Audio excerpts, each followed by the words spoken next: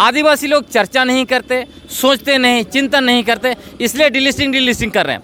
यदि डिलिस्टिंग हो जाए इस देश में ना, तो आपको मैं बताता हूँ, शहर में रहने वाले सारे आदिवासी डिलिस्टिंग हो जाएंगे, चाहे वो सरना को मानते हैं, चाहे वो हिंदू धर्म को मानते हैं, ईसाई धर्म को मानते हैं। क्यों? क्योंकि लिस्टिंग का आधार संविधान में तय नहीं है। लिस्टिंग का आधार 1965 में लोकुर कमेटी के तहत किया। जोहार, नमस्कार। आदिवासी जागरूक मंच में आप सबों का स्वागत है। और आज हम हैं एक जाने माने व्यक्तित्व से हम लोग आज बातचीत करेंगे। आपको मैं मिलाता हूँ, चलिए हम उन्हीं से मिलते हैं और उन्हीं से जानते हैं। सर, सबसे पहले आपको जोहार। जोहार। एक बार अपना परिचय बता दीजिएगा सर। मेरा नाम ग्लैडसन डुंगडुंग है। मैं एक्टिविस्ट और लेखक के रूप में जाना जाता हूँ। अभी पूरा आदिवासी बहुल क्षेत्र में खासकर डिलिस्टिंग है, संविधान बचाना है, लोकतंत्र बचाना है, इसको एक बड़ा मुहिम छेड़े हुए हैं। तो यहाँ सिमडेगा के अल्बर्ट एक्का स्टेडियम में आज संविधान बचाओ अभियान को लेकर के श्री ग्लैडसन डुंगडुंग आए हुए हैं। और हम जानते हैं कि ये काफ़ी चर्चित व्यक्ति हैं जो समाज के लिए काफ़ी अरसे से लड़ाई लड़ रहे हैं और लोगों को जागरूक कर रहे हैं। तो सर, आज के इस संविधान बचाओ अभियान में जो भी बातें होने वाली हैं या हुई हैं, तो मैं एक बात स्पष्ट रूप से पूछना चाहता हूं कि जो डिलिस्टिंग का जो मुद्दा है वो कहां से आया है और कैसा ये क्या संभव है? देखिए, ये जो संविधान बचाओ आज का सभा जो भी है, वो डिलिस्टिंग उस तरह से उसमें लिंक है। लिंक इसलिए है कि आज जो देश में जो फांसीवादी ताकतें हैं, जो पूरी संविधान को जो है कि ख़त्म कर देना चाहती हैं और वो अपना संविधान लेके आना चाहते हैं, और एक तरफ आदिवासियों को आपस में डिलिस्टिंग के नाम से लड़ा रहे हैं।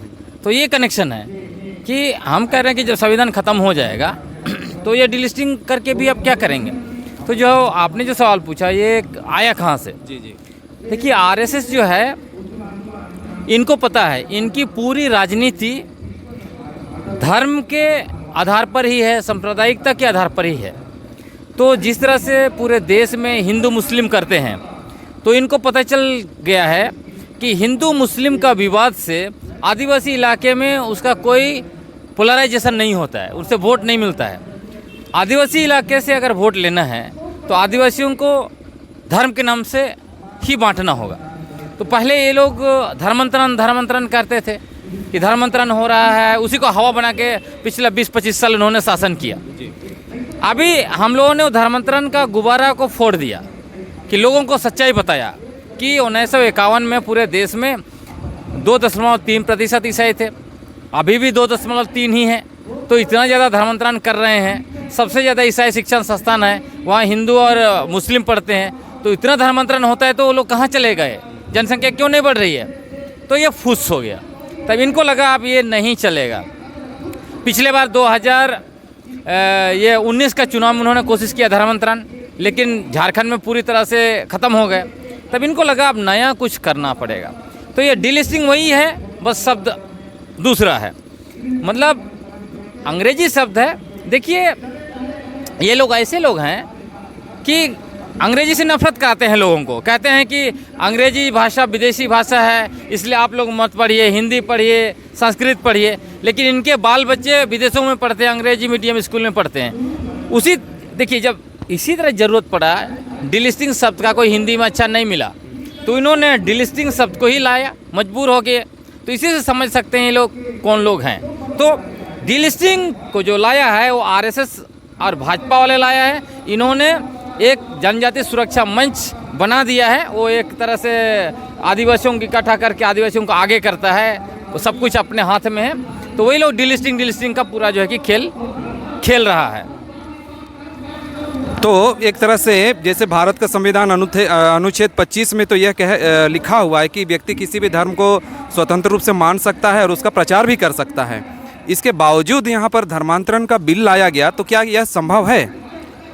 ये देखिए, देश में लंबे समय से, चूँकि ये जो मैंने फांसीवादी शक्तियाँ बोला, ये लोग निरंतर पिछले 100 साल से काम कर रहे थे।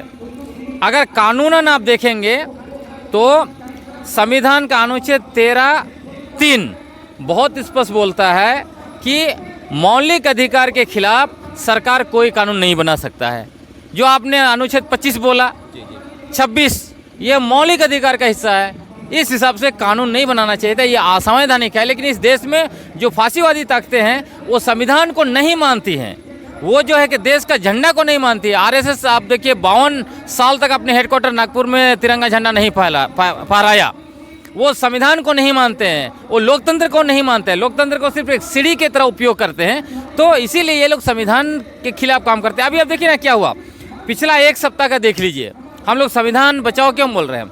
बिहार और झारखंड, बिहार में नीतीश सरकार गिरती है, वो 4 घंटे में जो है कि फिर से उनको बना दिया जाता है। झारखंड में सरकार हेमंत सोरेन इस्तीफा देते हैं, उनको मजबूर किया जाता है। उसके बाद 43 विधायकों का समर्थन तुरंत उनके हाथ में, महामहिम गवर्नर के हाथ में दिया जाता है। उसके बावजूद वो 40 घंटे तक सरकार नहीं बनाते हैं। अखबार में न्यूज़ छपा है कि वो यहाँ पे राष्ट्रपति शासन लागू करने के लिए उन्होंने रिकमेंडेशन भेज दिया था। जब यहाँ पे बहुमत की सरकार ऑलरेडी है तो आप किस तरह से जो है कि आप सरकार गिराने का जो है कि राष्ट्रपति शासन लागू करने का आप सिफारिश कर सकते हैं? तो सब कुछ चीज़ें असंवैधानिक तरीके से हो रही है। संविधान को ताक में रख दिया। प्रधानमंत्री को आप देख ही रहे हैं, जो धर्मनिरपेक्ष देश है जिसका प्रधानमंत्री मंदिर मंदिर मंदिर मंदिर कर रहा है, और विपक्षी एकजुटता को कहता है। ये लोग सनातन धर्म को ख़त्म करने के लिए जो एकजुट हुए हैं। तो जिस देश का प्रधानमंत्री मंदिर मंदिर मंदिर मंदिर जाएगा, उस देश में लोकतंत्र, धर्मनिरपेक्षता और जो है कि संविधान की क्या हालत होगी, क्या स्थिति है, आप समझ सकते हैं। जी। तो एक तरह से ये हम कह सकते हैं कि आदिवासी डिलिस्टेड नहीं हो सकते हैं, लेकिन यह एक मुद्दा है, चुनावी मुद्दा, ताकि लोगों को भटकाया जाए। देखिए, डिलिस्टेड नहीं हो सकते। आपको बता रहे हैं, जैसे ये लोग क्या कह रहे हैं, ये लोग कह रहे हैं कि 341 में जो व्यवस्था अनुसूचित जाति के लिए है वही व्यवस्था 342 में होना चाहिए। लेकिन ये लोग भूल जाते हैं, पहली बात तो ये कि अनुसूचित जाति के लोग हिंदू धर्म का हिस्सा हैं। वो लोग जो है कि हिंदू धर्म का इससे निकला हुआ बौद्ध और जैन धर्म का हिस्सा है, मतलब वर्ण और जाति व्यवस्था में आते हैं। आदिवासी उस व्यवस्था में नहीं आता है। अगर उस व्यवस्था में आता तो 1925 में जो उनके लिए व्यवस्था किया गया वही हो जाता, लेकिन उन्होंने क्यों नहीं किया? क्या 1950 में विद्वान लोग नहीं थे इस देश में? जो आज जनजातीय सुरक्षा मंच के लोग बोल रहे हैं, बीजेपी के लोग बोल रहे हैं, वही बहुत बड़े विद्वान हैं। आप सवाल ये है, मान लीजिए डिलिस्टिंग होगा तो किस आधार पर होगा? मैं बोलता हूँ आरएसएस ने डिलिस्टिंग का कुल्हाड़ी जो है आदिवासियों के हाथ में थमा दिया। आदिवासी लोग चर्चा नहीं करते, सोचते नहीं, चिंतन नहीं करते, इसलिए डिलिस्टिंग कर रहे हैं। यदि डिलिस्टिंग हो जाए इस देश में ना, तो आपको मैं बताता हूँ, शहर में रहने वाले सारे आदिवासी डिलिस्टिंग हो जाएंगे, चाहे वो सरना को मानते हैं, चाहे वो हिंदू धर्म को मानते हैं, ईसाई धर्म को मानते हैं। क्यों? क्योंकि लिस्टिंग का आधार संविधान में तय नहीं है। लिस्टिंग का आधार 1965 में लोकुर कमेटी के तहत किया गया।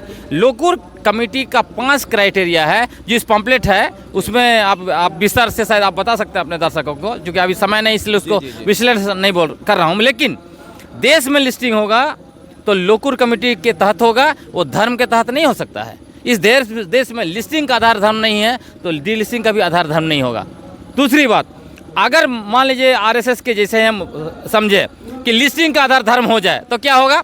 देश में 89% आदिवासी हिंदू धर्म को मानता है, 5.5% आदिवासी ईसाई धर्म को मानता है, 4% आदिवासी बच गया जो सरना धर्म को मानता है, बाकी इस्लाम और बौद्ध जैन धर्म को मानता है। तो डिलिस्टिंग धर्म के आधार पर हो जाएगा तो क्या होगा? देश में आदिवासियों की जनसंख्या 0.5% बच जाएगा। तब क्या होगा? आपका लोकसभा 47 में से घट के 2 बच जाएगा, विधानसभा 523 में से बच के 23 हो जाएगा, नौकरियां जो कि खत्म हो जाएंगी, वो सब कहाँ किसको मिलेगा? जो स्वर्ण लोग डिलिस्टिंग के नाम से हम लोग को लड़ा रहे हैं, वो सब कुछ उनका हो जाएगा। और अभी आपको पता है यूजीसी ने जारी कर रहा है, अभी कानून नियम बना रहा है कि आप आरक्षित सीट में अगर कैंडिडेट नहीं मिला तो तुरंत उसको गैर आरक्षित को ले लेना है। तो क्या करेंगे? जो हमारा आदिवासी को जबरदस्ती फेल करेंगे और दूसरों को देंगे। ये सारे षड्यंत्र हो रहे हैं। इसलिए मैं बोलता हूँ आदिवासियों को इतना तो दिमाग होना चाहिए, जो सवर्ण लोग आपको आरक्षण का विरोध करता है, आपके आरक्षण का, वो आपको आपस में आरक्षण के नाम से लड़ा रहा है। जो स्वर्ण लोग आपको जल जंगल जमीन को पूंजीपतियों को सौंप रहा है, अभी देखिए छत्तीसगढ़ में इन्होंने भर भर के बीजेपी को वोट दिया, मुख्यमंत्री बना दिया। क्या हो रहा है उसके बाद? 1,75,000 स्क्वायर वर्ग किलोमीटर जंगल को अडानी कंपनी को दे दी। आप रो रहे हैं वहाँ पे हमारे जो खासकर गोंड आदिवासी, जो सारे के सारे बीजेपी के वोटर हैं। तो कहने का मतलब मेरा है कि आदिवासी को आज भी अपना आँख खोलना चाहिए। हमारा सब कुछ मटिया मेट हो जाएगा, डिलिस्टिंग हो गया, 5वीं अनुसूची खत्म हो जाएगा, आपका CNT SPT कानून खत्म हो जाएगा, सारा कुछ खत्म हो जाएगा। इसलिए अभी जरूरी है हम खड़े हों संविधान बचाने के लिए। हम संविधान बचाएं, अपने भाषा, संस्कृति और जल जंगल ज़मीन को बचाएं, तभी हम बच सकते हैं। आप देखिए आदिवासियों को, आज मैं देख रहा हूँ सुधीर चौधरी जो आदिवासियों के ऊपर टीका टिप्पणी किया, उसको लेकर उनके ऊपर FIR किया जा रहा है। बहुत अच्छी बात है, होनी चाहिए, मैंने बहुत साल पहले ही कहा। लेकिन RSS आज तक आदिवासियों को वनवासी वनवासी बोलता है, बीजेपी के आदिवासी नेता भी वनवासी बोलते हैं। वनवासी का क्या मतलब है? जंगली। तब तो आपका खून नहीं खौलता है। ये इस आदिवासी को सोचना पड़े, आपको दिमाग को जो है किस तरह से स्वर्ण लोग जो है कि ये मानववादी लोग, ब्राह्मणवादी लोग कब्जा करके रखा, मानसिक रूप से हम लोगों को, आधा लोगों को गुलाम बना दिया है। इस गुलामी से आदिवासियों को मुक्ति चाहिए और हम लोगों को संविधान ही बचा पाएगा, कानून ही हमारा ज़मीन बचा पाएगा। और हमारा एकजुटता, जो हमारे पूर्वज लोग जिस तरह से जल जंगल ज़मीन भाषा संस्कृति आदिवासी पहचान के लिए एकजुटता के साथ लड़े, वही मार्ग है। दूसरा ये लड़ाई करेंगे हम लोग, बचेंगे नहीं। तो सर को हम लोग बहुत बहुत धन्यवाद कहते हैं। बहुत अच्छे विचारों के साथ में चीज़ों को सुव्यवस्थित तरीके से हमारे सामने रखा। और हम यही कहेंगे कि जितने हमारे आदिवासी मूलवासी हैं, आप ज़रूर इन बातों को समझिए और अपने चेतना में आइए, क्योंकि जब तक हम जागेंगे नहीं तब तक अपने हक अधिकार के लिए नहीं लड़ पाएंगे। तो तब तक हमारे इस चैनल पे बने रहिए आदिवासी जागरूक मंच में, और आगे हम देखते हैं कि आने वाले समय में हम कितना और अधिक कार्य कर सकते हैं। तो आप सबों को जुड़ने के लिए बहुत बहुत धन्यवाद। तो धन्यवाद सर।